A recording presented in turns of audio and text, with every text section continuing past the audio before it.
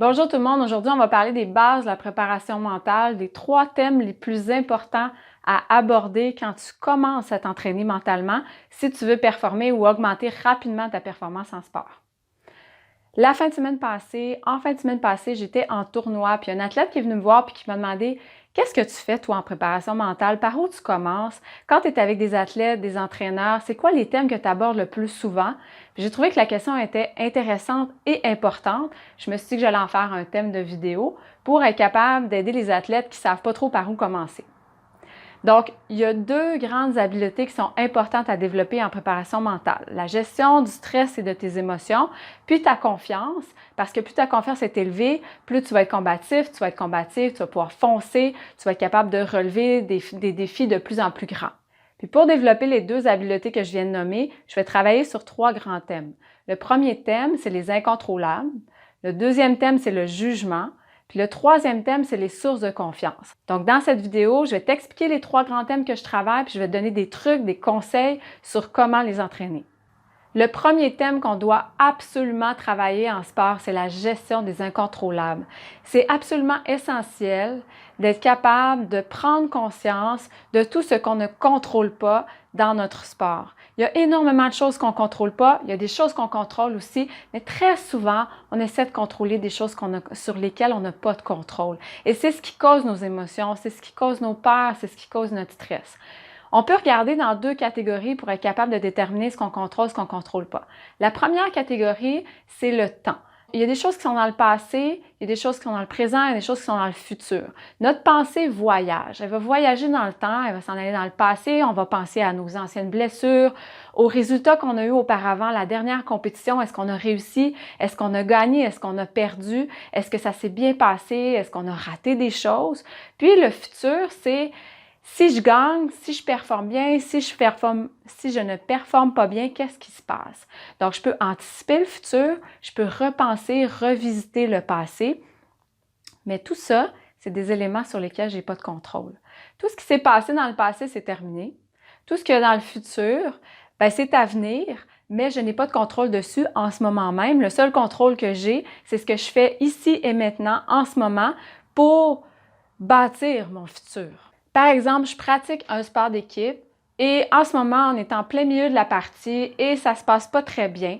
Puis là, je suis en train de me dire, si ça continue comme ça, on va perdre le match, puis on n'atteindra pas le championnat ou on ne se rendra pas à l'étape suivante. Donc là, je suis en train d'anticiper le futur. Ce qui arrive dans ces moments-là, c'est que, étant donné que j'anticipe le futur, je me sens insécure. Je me dis peut-être qu'on va gagner, peut-être qu'on va perdre. Mais en ce moment, ça ne se passe pas bien. Et c'est là que je vis des émotions. Soit des émotions de frustration, parce que peut-être que je peux être frustrée envers moi-même si j'ai fait des erreurs ou envers mes coéquipiers, mes coéquipières. Je peux vivre aussi des émotions de stress. Je vais vivre toutes sortes de choses parce qu'en ce moment, mon futur est incertain.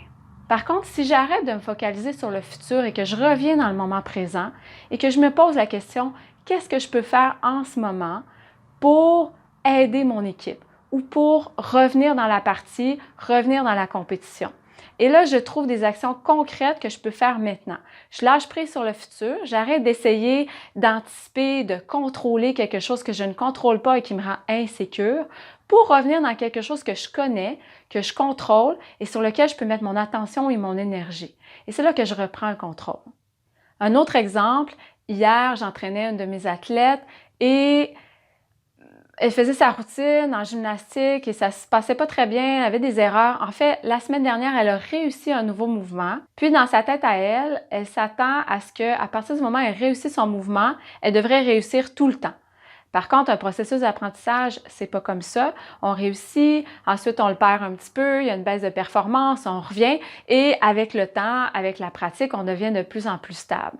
Mais comme athlète, elle est très impatiente, très exigeante envers elle-même. Donc à partir du moment où elle réussit un mouvement, si le lendemain ça se passe pas aussi bien, là elle devient extrêmement stressée parce qu'elle se dit peut-être que j'ai perdu mon mouvement, à la prochaine compétition, ça ira pas bien, je serai pas capable de le faire, qu'est-ce qui se passe? Et là elle est complètement en panique.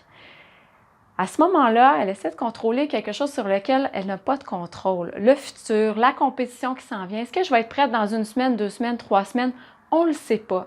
Il Il faut lâcher prise sur la durée d'un apprentissage, la durée d'un processus, puis revenir à ce qu'on contrôle maintenant. Pendant qu'elle est en train de penser à ce qui va pas bien ou qu'est-ce qui pourrait se passer dans la prochaine semaine, dans les 2 prochaines semaines, elle n'est pas en train de se concentrer sur ce qui se passe dans son corps, dans ses actions. Donc, elle n'est pas en apprentissage. Elle est vraiment juste en panique ou dans son stress. Quand on est vraiment bien concentré, quand on lâche prise sur ce qui pourrait arriver ou dans combien de temps on va réussir, on est vraiment plus concentré sur qu'est-ce qui se passe en ce moment, qu'est-ce qui se passe dans mon corps, est-ce que j'ai fait la bonne action, est-ce que quand j'essaie ça, ça fonctionne mieux ou quand je fais cette action-là, ça fonctionne mieux. Donc, quand je suis en réflexion comme ça, puis je suis vraiment dans le moment présent, je suis capable de faire des ajustements et d'apprendre de chacun de ces ajustements-là. Puis avec le temps, je vais avancer beaucoup plus vite parce que je suis toujours concentrée sur ce que je fais maintenant et j'en retire un maximum d'apprentissage et de bienfaits. On vient de parler de la première dimension liée aux incontrôlables ou à la concentration qui est le temps. Maintenant, la deuxième dimension, c'est l'environnement. Qu'est-ce qui est autour de moi que j'essaie de contrôler mais qui n'est pas sous mon contrôle?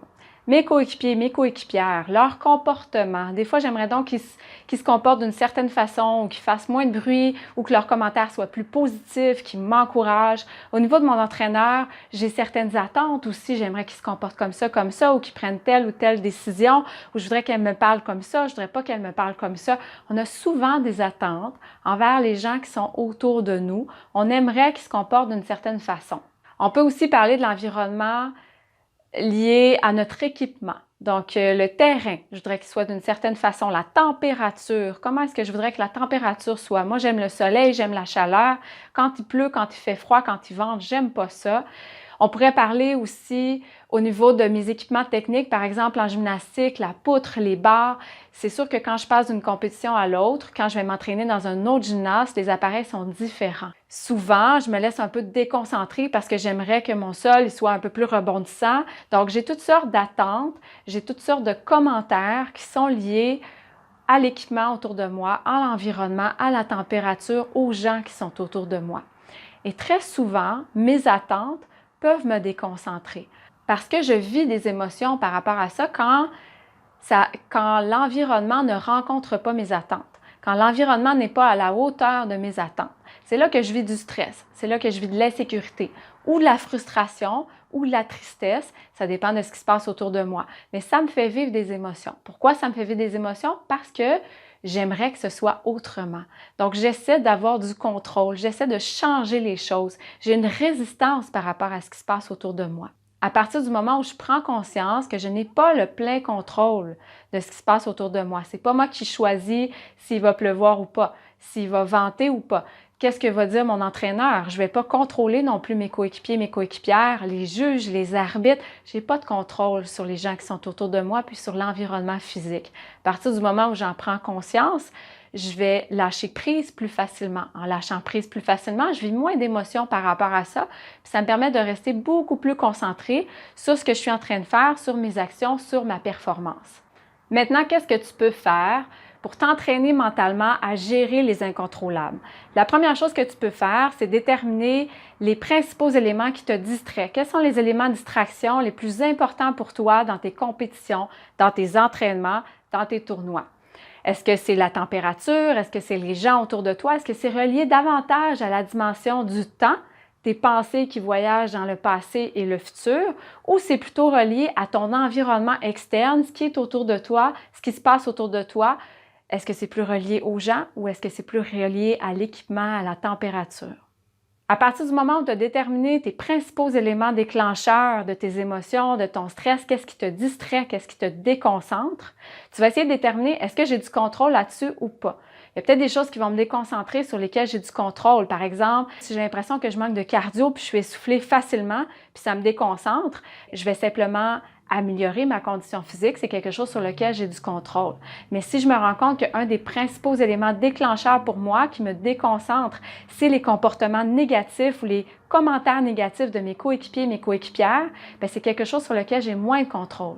Donc, qu'est-ce que je peux faire une fois que j'ai déterminé les éléments de distraction sur lesquels je n'ai pas de contrôle, une fois que j'ai pris conscience que je n'avais pas de contrôle sur ces éléments-là, je vais essayer de trouver des éléments sur lesquels je peux me concentrer. Donc, Si je n'ai pas de contrôle sur ces éléments-là, sur quoi je pourrais porter mon attention pour rester en confiance, rester en contrôle, me sentir performant ou en tout cas garder mon attention sur ma performance puis arrêter de me laisser distraire par des éléments que je ne contrôle pas. Donc, donne-toi des buts, donne-toi des objectifs que tu contrôles complètement, puis reporte rapidement ton attention là-dessus quand tu te rends compte en compétition, à l'entraînement, que tu es en train de te focaliser sur des éléments sur lesquels tu n'as pas de contrôle et que ça te fait vivre des émotions puis ça te déconcentre. Après la gestion des incontrôlables, l'autre thème qu'on doit absolument aborder en préparation mentale, ou en tout cas que j'aborde très régulièrement, c'est le jugement ou le non-jugement. Le jugement, j'irais jusqu'à dire que ça peut être un virus. Le jugement, c'est un mur entre toi et ton plein potentiel, entre toi et ton grand but et tes rêves. Donc, quand on était jeune, on a appris, en fait, on s'est fait juger. Tout le monde a appris à juger, on a appris à critiquer. On est une société qui est quand même très critique en général, donc on a une opinion sur tout. C'est bon, c'est mal, c'est bien, c'est mauvais, ça devrait être comme ça devrait pas être comme ça.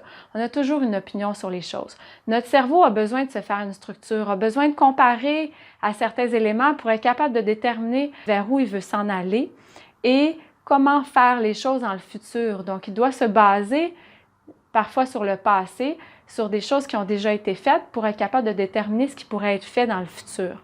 Donc, c'est une façon de se structurer. Par contre, le jugement, quand il est poussé à l'extrême, il peut devenir une limite, il peut devenir une contrainte. Quand tu commences à te juger, à juger ta performance, tu commences à avoir peur, tu commences à hésiter. Parce que tu ne veux pas faire d'erreur. Une erreur, ça veut dire un jugement. Ça veut dire que tu vas te juger toi-même, tu vas te critiquer et les autres pourraient potentiellement te critiquer aussi.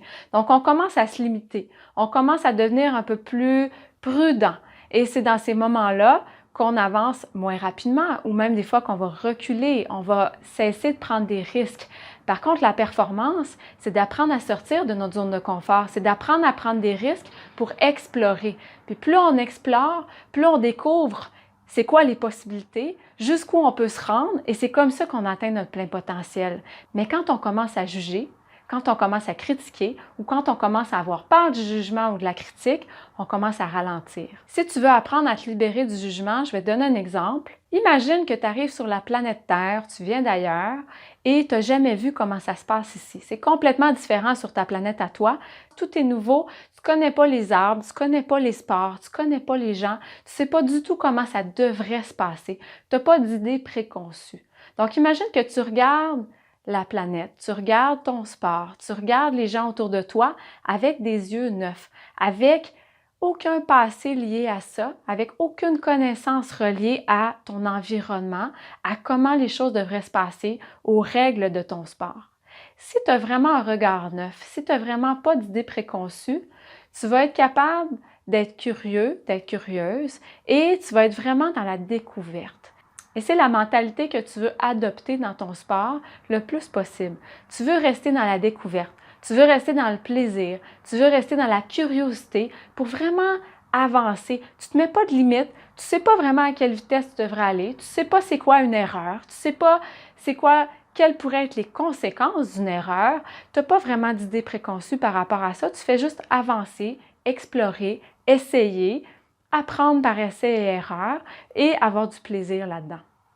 Quand tu te libères du jugement, tu augmentes ton niveau de créativité, tu élargis ta zone de confort, tu augmentes ton niveau de plaisir, tu deviens plus curieux, plus curieuse dans ton sport, puis c'est comme ça que tu prends l'autoroute pour avancer vers tes buts, vers tes rêves. Tu vas vraiment accélérer ta performance, ton apprentissage, puis ce qui est le plus agréable là-dedans, c'est que ça va se faire dans le plaisir, ça va se faire dans la joie et chaque succès va devenir un cadeau et non un dû. Tu sais, parfois, on travaille fort pour quelque chose, puis on se dit « je devrais le réussir dans une semaine ou dans 2 semaines. Là, ça fait 3 mois que je travaille là-dessus, c'est pas normal. » Puis une fois que tu réussis à le faire, tu fais juste te dire, soit tu sens du soulagement, tu fais « bon, enfin, je l'ai réussi » ou tu es juste fâché d'avoir pris autant de temps pour le réussir parce que tu te dis que tu aurais dû l'avoir avant.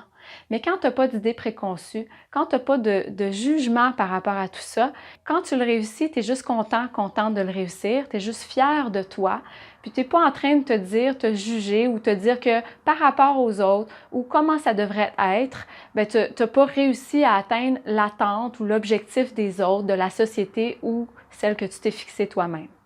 Qu'est-ce qu'on peut faire maintenant pour se libérer peu à peu du jugement?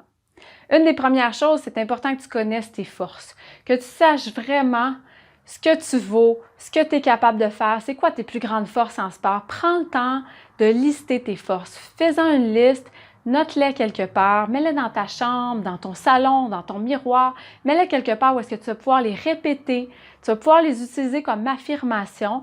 Affirme tes forces.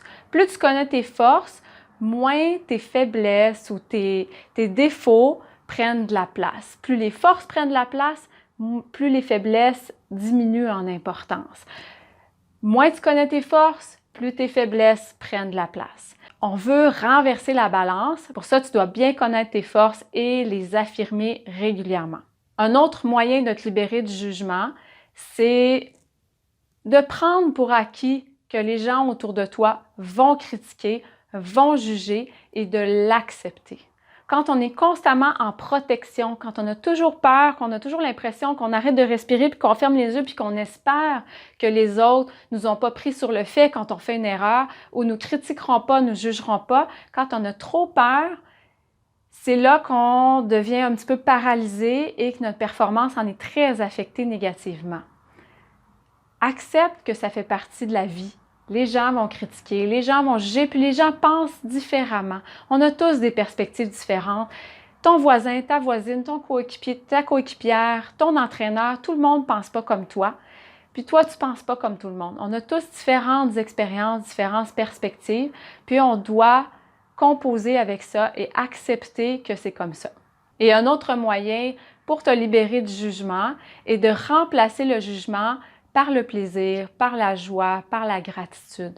Chaque fois que tu en as l'occasion, remercie ton univers, sois conscient et reconnaissante de tout ce que tu as dans la vie, de toutes les opportunités qui sont offertes à toi, de la chance que tu as de pouvoir pratiquer ton sport, de la chance que tu as d'avoir des gens autour de toi, tes coéquipiers, tes coéquipières, des amis, ton entraîneur, des forces de ton entraîneur, de ce que ton entraîneur t'apporte, de chaque fois que tu vis un moment de joie, que ce soit à l'entraînement, que ce soit en compétition, prends le temps d'être consciente de tout ça et de le reconnaître et de le dire à haute voix. Tu peux remercier les gens autour de toi, tu peux remercier ton entraîneur, tes coéquipiers, tes coéquipières, tu peux le dire à l'intérieur de toi, le garder à l'intérieur de toi, mais juste le reconnaître et dire merci à la vie pour toutes les belles choses qu'elle t'apporte. Le troisième thème que j'aborde régulièrement en sport, c'est la confiance en soi. Et par où est-ce que je commence quand je parle de confiance en soi, quand on parle de confiance en soi? Je vais parler des sources de confiance. Parce que la confiance, ça se bâtit souvent avec des éléments qui vont déclencher notre confiance ou qui vont la déstabiliser. Donc, si tu veux bâtir ta confiance, commence par te poser la question, quelles sont mes sources de confiance? Qu'est-ce qui me donne confiance? Est-ce que ce qui me donne confiance, c'est de me sentir prête physiquement, d'avoir un bon programme de préparation physique? Est-ce que ce qui me donne confiance, c'est un commentaire positif de mon entraîneur, des encouragements de la part de mon entraîneur? Est-ce que ce qui me donne confiance, c'est une bonne note en compétition ou une victoire dans un sport d'équipe? Qu'est-ce qui me donne confiance? Ensuite, la deuxième étape, c'est de te poser la question, mes sources de confiance, quel est mon niveau de contrôle sur chacune de mes sources de confiance? Par exemple, un bon programme de préparation physique, c'est quelque chose sur lequel j'ai du contrôle. Je peux déterminer quel entraîneur va me donner mon programme de préparation physique. Est-ce que j'ai confiance en mon entraîneur? Je sens dans mon corps que ça me donne des résultats. Est-ce qu'un commentaire positif de mon entraîneur, c'est quelque chose sur lequel j'ai du contrôle? Pas nécessairement. C'est pas moi qui décide ce que mon entraîneur va me dire. Donc, à ce moment-là, il se pourrait que quand je ne réussis pas à avoir ce dont j'ai besoin pour me faire confiance, un commentaire positif, si je ne réussis pas à l'avoir, il est possible que ma confiance soit déstabilisée rapidement. C'est pour ça que c'est important de savoir qu'est-ce qui me donne confiance, qu'est-ce qui ne me donne pas confiance, qu'est-ce qui me fait perdre confiance. Et ces éléments-là, est-ce que c'est quelque chose sur lequel j'ai du contrôle? Si je me rends compte qu'il y a plusieurs éléments sur lesquels je n'ai pas de contrôle, par exemple, moi j'ai besoin qu'il fasse beau dehors parce que mon sport se pratique dehors et quand il vente, je perds ma confiance. Bien, le vent, c'est quelque chose sur lequel je n'ai pas de contrôle. Donc, quand il y a plusieurs éléments comme ça, qui sont des éléments pour moi des sources de confiance, mais sur lesquels je n'ai pas de contrôle, je dois les remplacer par des éléments sur lesquels j'ai du contrôle.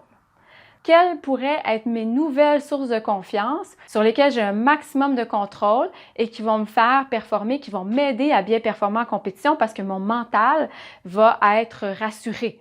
Par contre, il y a une petite nuance à faire. Mes sources de confiance, même si normalement j'ai du contrôle dessus, il est possible qu'à certains moments, j'ai moins de contrôle. Par exemple, si j'ai besoin d'avoir eu une bonne préparation physique et de me sentir en pleine forme pour ma compétition, pour me sentir en confiance, et que la semaine précédente, ma compétition ou les 2 semaines précédentes, j'ai été malade, j'ai eu la grippe, j'ai eu un rhume et j'ai pas pu m'entraîner autant que j'aurais voulu. Donc là, ma source de confiance, être en forme physiquement, soudainement, elle ne s'applique plus. Même si une bonne préparation physique, c'est censé être sous mon contrôle, dans une situation particulière comme celle-là, je ne peux pas l'utiliser pour me donner confiance lors de ma compétition, lors de mon tournoi. Qu'est-ce que je dois faire à ce moment-là? Je dois la remplacer par une autre source de confiance sur laquelle j'ai plus de contrôle et qui va effectivement me donner confiance lors de la compétition. Les sources de confiance, je dois en avoir plusieurs, puis être capable de choisir les sources de confiance qui sont pertinentes à un certain moment en compétition. Parce que le but, c'est de toujours choisir des sources de confiance qui vont me donner, sur lesquelles je vais avoir du contrôle à un moment X et qui vont vraiment renforcer mon mental. Juste d'être consciente que mes sources de confiance ne seront pas nécessairement les mêmes d'une compétition à l'autre, dépendamment des circonstances particulières qui vont avoir mené à ma compétition. Et pour terminer au niveau des sources de confiance, ultimement, quand je suis rendue plus avancée au niveau de ma préparation mentale, je vais comprendre que la confiance est à l'intérieur de moi, que je n'ai pas besoin de toutes ces sources de confiance-là pour me faire confiance.